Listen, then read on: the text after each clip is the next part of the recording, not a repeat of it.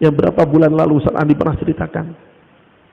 Satu pasang suami istri, Masya Allah, suaminya ini seolah-olah udah mirip wali, Pak.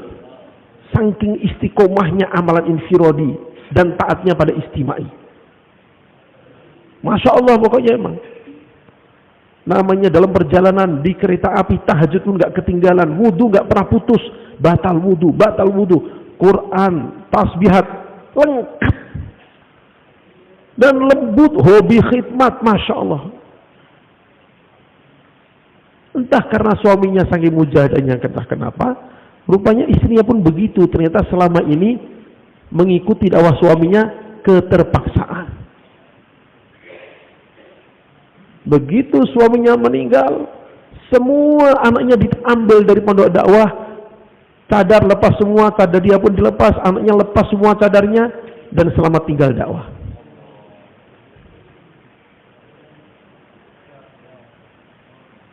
Ini orang yang kita pandang sangat mujahadah dan istiqomah, Pak, masih bisa begitu. Makanya menghidupkan taklim rumah ini keperluan mutlak. Kita mungkin dengan pertolongan Allah Ta'ala setelah istiqomah, pengorbanan sekian tahun, ketaatan dan sebagainya, Allah masih tolong. Kalau kita meninggal duluan, ada anak kita dan yang ketitipan adalah istri kita yang belum jadi, apakah nyesel nanti di akhirat itu? Kalau kayak gitu tadi. Maka ini taklim rumah bukan sembarangan gitu. Bukan sembarangan. Kita mau membentuk wanita yang akan mendidik anak-anak kita 24 jam soalnya. Insyaallah ya. Taklim rumah betul kita jaga, kita hidupkan di waktu yang sudah kita tentukan, di tempat yang sudah kita tentukan. Untuk apa? Bukan supaya tatkala laporan di tafakut kita hidup taklim rumah, bukan. Itu masalah kecil kalau hanya target begitu. Kita ingin membentuk istri, ingin bentuk anak.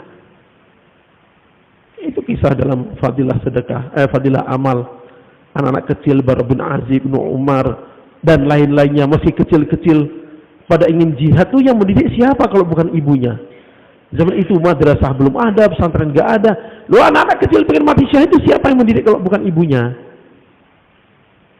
Nah kita, oleh masyarakat sudah kasih bekal istri kita bukan pesantrenan, misalnya pendidikan umum misalnya, ya udah nggak harus ngaji pesantren dulu nih, baca fadilah amal, fadilah sedekah untuk keluarga dan anak-anak, selesai kan? Begitu praktis dan mudahnya gitu. Insyaallah lah ya. Nah, tatkala itu hidup benar-benar, maka tolong akan muncul nanti, sehingga istri akan banyak tanya masail ke bapaknya, ke suaminya. Suami akan dekat ke ulama, tanya masail untuk istrinya dan keluarganya. Itu salah satu tanda. Salah satu tanda bahwa taklim itu ada hasilnya dalam membentuk diri. Munculnya pertanyaan-pertanyaan masail untuk perbaikan ibadah. Nah, bersambung dengan taklim rumah adalah taklim mahalah masturat. Kita bukan akan mengoreksi istilah mahalah secara umum ya. Tapi dalam bahasa Urdu di India, di Pakistan, mahalah itu artinya kampung. Yang dalam formulir dan sebenarnya biarkanlah itu udah terlanjur. Mahalah diartikan masjid yang ada amal. Tapi kalau namanya taklim mahalah itu taklim kampung, Pak. Jadi gimana?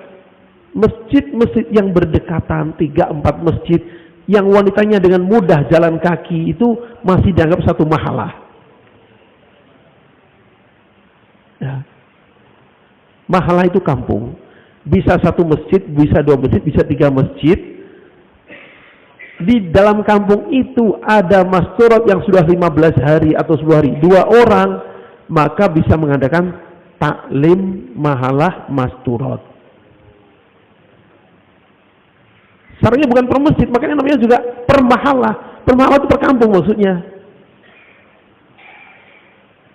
Kami tersadar lagi waktu taskil ke Islamabad tahun kemarin, hari Ahad, waktu pagi itu kita lihat loh, kok banyak wajah-wajah asing, bukan makomi. Saya tanya ini lagi apa ini? Musyawarah. Loh kan tadi udah, tadi musyawarah masjid. Dan ini apa? Musyawarah taklim mahalah. Baru sadar, iya ya. Nah ini siapa? Dari ada masjid sana, ada masjid sana. Berapa masjid ini? 3 masjid. Oh, berarti mahalah ini. Ya kalau kami masih lemah, mahalah kami masih gabungan 3 masjid. Karena kalau satu masjid belum terpenuhi syaratnya. Kalau di Pakistan syaratnya lebih berat lagi, Pak. Syarat taklim itu lebih berat lagi daripada kita. Jumlah, kemudian tafakur itu lebih berat. Makanya kata beliau, kami satu masjid belum mampu, makanya masih gabung satu mahalah. Satu masjid mampu, alhamdulillah, bisa lebih dari satu tempat taklim. Tapi namanya mahalah itu tadi maksudnya. Nah, 1-2 masjid berdekatan, wanita bisa jalan kaki dengan mudah, itu masih satu mahalah. Nah, yang patut kita perhatikan adalah keputusan petugas dimusyawarahkan para rijal. Wakil dari mahalah tadi kumpul di satu masjid, musyawarah di situ siapa petugasnya? Taklim siapa, istiqbal siapa, mudzakarah sifat siapa? Diputuskan di situ. Dan kemarin kami di Karachi, Pak, diajarin contoh taklim itu, Masya Allah. Kita merasa betapa sangat jauhnya kita. Waktu itu kita memang salah gitu. Tapi ada pengalaman. Salah kenapa? Karena kami jemaah rijal diminta bayan di taklim mahalah masturat. Padahal itu kan tidak boleh gitu. Kenapa? Karena kaidahnya orang yang bicara untuk masturat, mau bayan hidayah, mau bayan taklim, bayan asar, bayan waktu taklim mahalah atau apapun, di dalam masturat itu harus ada istrinya. Jadi kalau jemaah rijal gerak, ya nggak bisa bayan masturat gitu. Waktu kami ditunjuk, kami sudah bilang sebenarnya ke Amir Sab Makomi itu, Mir, kami ini kan jemaah rijal, kok suruh bayan masturat gimana itu? Kata dia, kamu itu foreign, kami udah tanya foreign nggak apa-apa. Oh gitu, ya udah. Akhirnya kita musyawarah putus yang sepuh-sepuh untuk bayan. Karena petunjuknya dari mas saya begitu, Pak. Kalau ada yang tua, diusahakan yang tua untuk bayan masturat ini. Udah, selesai bayan, pulang, datang penanggung jawab halakoh. Kita cerita, wih, jangan kagu jari direwin, kamu habis nanti dimarahin. Ini tidak boleh, ini tidak boleh. Oh ini orang Makowi, orang Makowi nggak ngerti, ngapain kamu turutin? Nggak boleh ini, kata dia. Itu orang Makowi nggak ngerti itu. Suruh kerewin, tanya beneran. Nggak boleh itu. Terus beliau karguzari. Suatu ketika ada yang karguzari bahwa dia habis bayan masturat, oleh Maulana Jamsyid ditanya, kamu ada istri kamu? Tidak. Oh, dicuci habis, Pak. Dimarahin habis oleh Maulana Jamsyid itu. Gara-gara dia bayan masturat, di dalam masturat tidak ada istrinya. Nah, ini pembahasan besok sebenarnya, ini cerita sekalian saja. Yang mau kami ceritakan apa? Tentang taklim mahalah di Pakistan. Begitu datang ke tempat itu, subhanallah, tidak nampak satu tanda pun bahwa di sini ada wanita. Sandal nggak nampak, atau pernik-pernik nggak ada yang nampak sama sekali. Apalagi suara batuk pun nggak kedengaran. Andai kan nggak dikasih tahu ini di belakang ada 48 masturat, kita nggak akan nyangka. Betul-betul sepi kayak rumah kosong. Kita pulang, ya Allah, kapan kita punya taklim masturat begini? Sepi, nggak ada suara sedikit pun, tanda ada perempuan pun nggak ada. Sandal nggak kelihatan, suara nggak ada, rengek tangis anak, kemudian suara ibunya nggak ada pokoknya. Betul-betul hening. Begitu taklim masturat mahalah, Pak. Apalagi tatkala ada bayan, mesti betul-betul belajar untuk menjaga. Makanya kan anjurannya tatkala mau ada bayan dari pihak rijal, jangan sampai sandal ini nampak oleh rijalnya, kan begitu. Sandal aja nggak boleh nampak, supaya pikiran nggak ngelamun kemana-mana. Itu sandal siapa, tinggi banget, wih mahal, orang kaya siapa, wah udah kemana-mana nanti pikirannya. Jadi betul-betul sepi, hening, nggak ada tanda-tanda wanita dari luar, begitu selesai bubar. Nah, kita yang menyedihkan di permasalahan kita di Indonesia Raya ini, sebab saya dengar dari banyak tempat ya kurang lebih begitu itu masalahnya. Itu nggak ramai kalau habis taklim, nggak makan-makan, nggak minum-minum, nggak ngobrol. Akhirnya pulang ruhnya taklim hilang, tinggal cerita obrolan. Sehingga jadi rutinitas, nggak ada perubahan. Sedangkan perubahan itu dengan pengorbanan dan ketaatan, Mbak. Itu namanya mujahadah gitu. Perubahan didapatkan dengan apa? Mujahadah. Mujahadah itu gimana? Cara yang benar dan ketaatan, itu mujahadah. Itu baru walladzina jahadu fina lanahdiyannahum subulana, baru wujud nanti. Sekedar rame-rame nggak bisa diharapkan, Pak. Kalau tidak ada pengorbanan, tidak dengan mujahadah, tidak dengan ketaatan.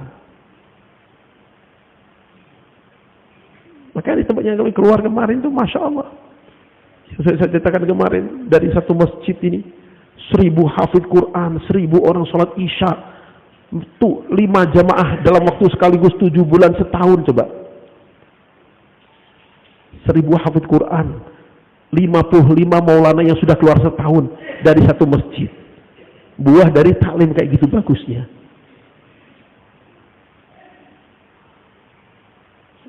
Nah, makanya kan sering disampaikan usaha masturat itu dengan rasa penting dan kehati-hatian. Nah, termasuk taklim tadi. Nah, kalau kita ingin istri kita ada perubahan dari taklim, tertibkan taklimnya. Selesai taklim, cover majlis, pulang, titik gitu udah. Oh, pengen ngobrol dulu, nanti waktu lain buat obrolan lain. Waktu taklim khusus taklim untuk mendapatkan rohani. Kalau kita nggak berani mengadakan perubahan begitu, ya nggak tahu berapa puluh tahun ya gini-gini saja gitu, ya gini-gini saja gitu. Sebagai perbandingan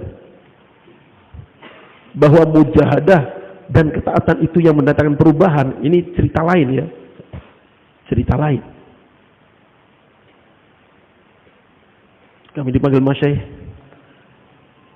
tanya, kalau kalian musyawarah provinsi gimana? Ceritakan khidmat begini. Terus yang datang gimana? Ya kami sudah disiapkan tiket, kami datang. Kamu sampai kapanpun kalau kalian yang datang tiket dibayar oleh orang yang datang, gak akan ada perubahan. Kalau ingin ada perubahan, kalian datang beli tiket sendiri, baru ada perubahan. Itu kalian lanjutkan bertahun-tahun, gak akan ada perubahan. Saya tanya, kalau yang mau berangkat gak punya uang, gak usah berangkat. Emang siapa mau ajukan berangkat begitu? Oh, dakwah bisa cepat kamu sendiri, ngapain maksain? Ingat ini kata beliau, kamu adakan itu bertahun-tahun, yang hadir ribuan, bayan berkobar-kobar, yang datang tidak bi'amwatukum wa anfusikum, gak akan ada perubahan selamanya.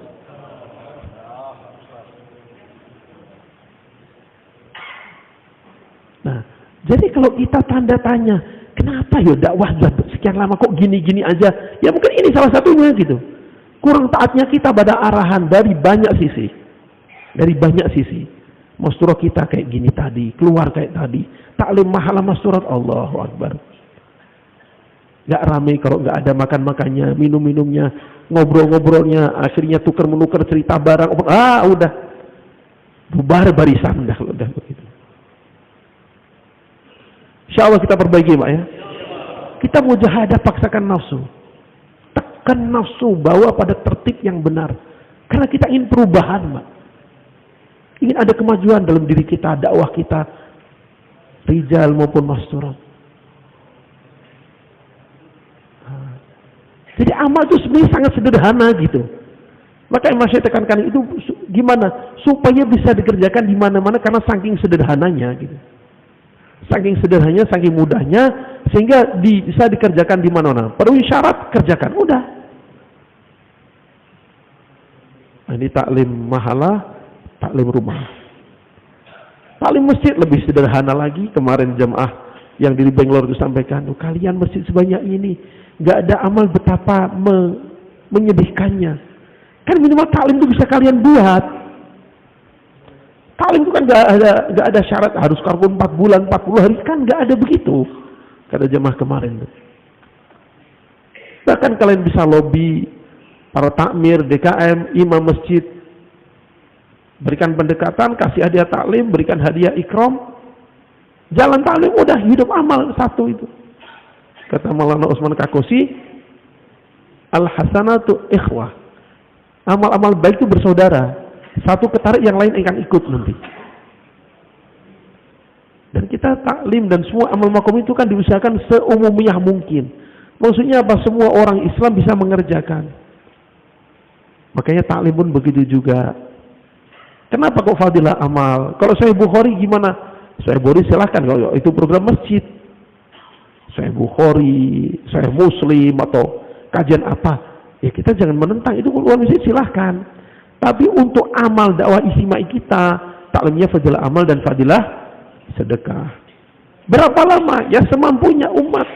Bisanya 5 menit, 10 menit, udah selesai. Yang lainnya untuk gerak. Kan kita ingat Haji Afsar Quraisy rahimahullah yang berikan bayan di sini panjang lebar itu tentang makomi. Kata beliau apa? Persembahkan amal dakwah makomi di tempat kalian sehingga semua orang mengatakan I can do it. Mudah, saya juga bisa kalau hanya gitu. Maka taklimun begitu juga. Jangan kita buat ribet, rumit, susah, banyak aturan. Ya, taklim itu sangat sederhana. Berdiri, salam, baca 1-2 hadis, selesai, tutup, selesai kan? Sehingga untuk kemudahan itulah Masyaikh memberikan panduan dalam bayan-bayan yang bukan ulama, nggak usah baca ayat Quran dan hadis. Itu untuk kemudahan. Berapa banyak jamaah nggak berani bayan karena nggak hafal muqaddimah. Nggak berani Ustaz. Ini alhamdulillahnya belum selesai hafalannya. Ayatnya belum satu pun hafal. Loh yang nyuruh itu siapa? Itu kan akhirnya jadi menyusahkan. Syekh Abdul Wahab itu kurang alimnya gimana beliau? Tapi karena beliau posisinya bukan ulama alumni pesantren, maka tidak pernah memaksakan, bukan memaksakan sebenarnya, tidak pernah mencontohkan baca ayat Quran dan hadis. Padahal kalau kealiman hadis sab itu Pak, pernah beliau menceritakan satu hadis, mau jam saya dengar tuh, ini hadis kok baru saya dengar ini, di mana ini? Maka beliau dan santri-santri suruh mencari hadis itu, 6 bulan kemudian baru ketemu. Ini mulai Jamsid ini, orang yang sanad hadisnya sangat tinggi, dan pernah kami mudzakarah dengan seorang dosen hadis dari Riyadh. Kata beliau, ini kalau mau Jamsid datang ke kampus, ini kita udah susah ngasih gelar tuh apa itu? Anda kan ada di atas profesor, pokoknya di atas profesor ini bakar hadisnya. Begitu Haji Abdul Wahab menyampaikan satu hadis, mau Jamsid nyari itu 6 bulan kemudian baru ketemu. Itu kayak apa alimnya Haji Sab itu? Tapi karena background pendidikan beliau bukan dari pesantren, beliau contohkan kalau bukan dari pesantren, nggak usah pengen panggil ustadz, ya udahlah, bayan nggak usah baca ayat Quran dan hadis, cukup mafhumnya. Simpel kan sebenarnya? Lebih mudah nggak? Lebih mudah gitu. Nah, makanya taklim pun begitu juga. Bukan ulama baca dan terjemahnya. Wah, itu kan gengsi, kurang keren. Nah, ini yang jadi penyakit. Kan di situ jadi penyakitnya. Biar keren, maka mukadimahnya harus panjang. Ayatnya 4-5 ayat begitu, hadisnya kalau bisa 10-11 hadis baru bayan. Wih, ulama besar ini kayaknya. Aduh, Masya Allah. Jadi susah Pak kalau begitu. Tirulah masing-masing yang udah ngasih contoh, yang hasilnya udah Masya Allah menyebar ke seluruh dunia ini. Mudah, sederhana, mudah diikuti. Insya Allah Pak ya begitu. Nah, kemudian terakhir tentang taklim haidus sahabah. Nah, kami Pak di Sahiwal. Tahun kemarin kami taskil ke Sahiwal. Itu petugas taklim akhir karena bukan ulama. Padahal beliau ini qori isab. Qori isab itu dia hafidh Quran, mengajar Quran, bahkan beliau itu kepala pesantren besar di Sahiwal itu. Kalau nggak salah namanya Abdul Sattar atau siapa, Qori Abdul Sattar kalau nggak salah. Itu madrasah lama, pesantren tua. Madrasahnya besar dan beliau penggerak besar. Beliau hafid Quran, bukan alumni pesantren kitab. Di tugas taklim akhir gimana? Baca terjemah Fadilah Amal. Kami 2 kali malam markas melihat beliau membaca taklim Fadilah Amal. Kenapa? Karena bukan ulama. Kan simpel kan? Ulama bukan. Bukan. Oh, tapi kan pernah khusus bahasa Arab. Ya itu kan urusan dia. Kalau bukan ulama udah nggak usah baca taklim Haidus Sahabah. Dah gitu aja. Makanya kita suruh datang ke Pakistan, suruh lihat, suruh dengar, suruh lihat. Supaya kita pulang tuh nyontoh. Betapa dakwah tuh nggak dibikin ribet, ruwet, jadi susah. Loh, saya pokoknya mau kursus bahasa Arab. Mau ini, mau ini. Saya kan jumidar. Kalau nggak bisa bahasa Arab, nggak bisa Haidus Sahabah nanti. Nggak bisa tampil. Nah, itu yang jadi rusak begitu. Maksakan diri. Emang kalau udah bisa tampil, sudah selesai dakwahnya? Udah sukses? Siapa yang menjamin begitu? Tanpa sadar kita ada jadi melenceng nanti. Itu saya ulang tadi. Beliau itu qori sab, hafidh Quran, kepala pesantren besar. Berhubung background pendidikannya adalah tahfidz, bukan kitab, maka waktu taklim akhir di malam markas yang begitu gedenya markasnya, baca Fadilah Amal. Apa terus jatuh gengsi? Enggak, tetap terhormat kalau beliau orang mulia. Loh, ini kan kita tuh salah image sendiri. Loh, kalau saya Fadilah Amal kan kelihatan saya bukan ulama. Loh, emang pengen dipanggil ulama? Loh, ini kan sudah minta pengakuan manusia berarti. Jadi Haidus Sahabah yang baca ulama, kita sederhana, yang pernah keluar 4 bulan, memahami betul bahasa Arab, memahami dakwah dan bisa menjelaskan, bisa mengartikan sebagaimana mestinya. Berapa lama? Ya kita keluar setahun pun nggak ada mudzakarah khusus. Taklim Haidus Sahabah berapa lama tuh nggak ada. Tapi kita lihat contoh-contoh masyayikh di Rewin waktu itu di Jamudin. Ya 10 maksimal 15 menit udah maksimal banget. 10 menit cukup sebenarnya. Nggak ada kata-kata patokan 10 menit, itu pun nggak ada. Tapi kita lihat di sana begitu. Kita lihat masyayikh nyontohkannya juga beda-beda gitu.